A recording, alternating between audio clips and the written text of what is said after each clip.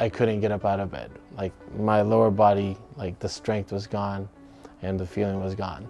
Neurologist came, and within 5 minutes of assessing me, he was like, "You have Guillain-Barre."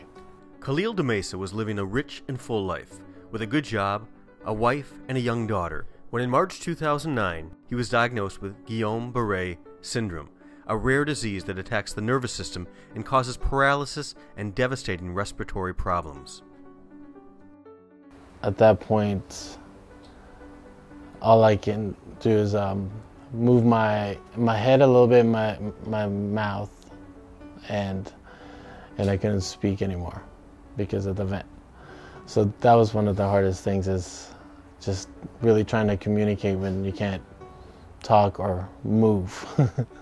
After spending a month in the intensive care unit, slowly Khalil began a methodical rehabilitation program. Therapy was about 3 times a day, physical therapy, occupational therapy, and at that point it's just kind of stretching me out, just doing range of motion exercises, and it was just a wait and see at that point, until slowly and surely I can start moving my arms and like lifting up my head, and eventually they started sitting me up at the edge of the bed. It just started progressing, and once I actually saw the progress, that's when I got more excited about it. After several months of therapy, Khalil was allowed to continue his recovery process at home and spend time with his daughter and wife. As he got better, he began to think about one of his passions: running. With like continued therapy and rehab, I finally, got rid of the crutches, started walking with a cane, walking on my own, and for the most part of last year, I was pretty much walking properly on my own, but still a little weak.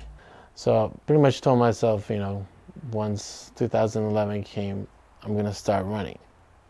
And my wife and I decided, she wanted to do beta breakers, and I said, well, I'm not sure if I'll be strong enough yet.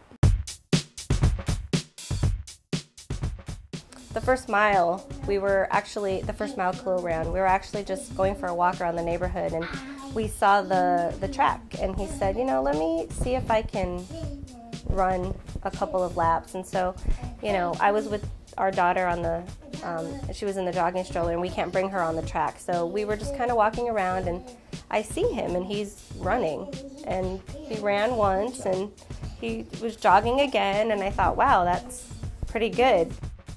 Khalil has been training daily for the Beta Breakers race. However, when he went to register, it was sold out. So I was a little disappointed about that, but luckily, my wife and I kept looking for a way, and she saw Breathe California on the website, and we, just went over, and I was like, wow, this is perfect. It's a great organization, and at the same time, I have a chance to still run.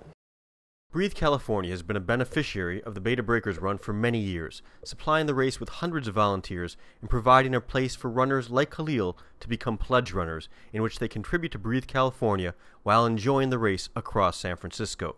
To date, Khalil has raised close to $1,000 for Breathe. The intersection of running and lung health makes perfect sense to Khalil. Breath is the basis for life, and for Khalil, his unfortunate illness taught him to never take another breath for granted. And when I was on that vent, I was dependent on that vent. Even just the sound of the vent, made me calm. Because if I didn't hear that sound, I would get so nervous. And it makes you realize, wow, it's like breathing. It's something you can't take, for granted.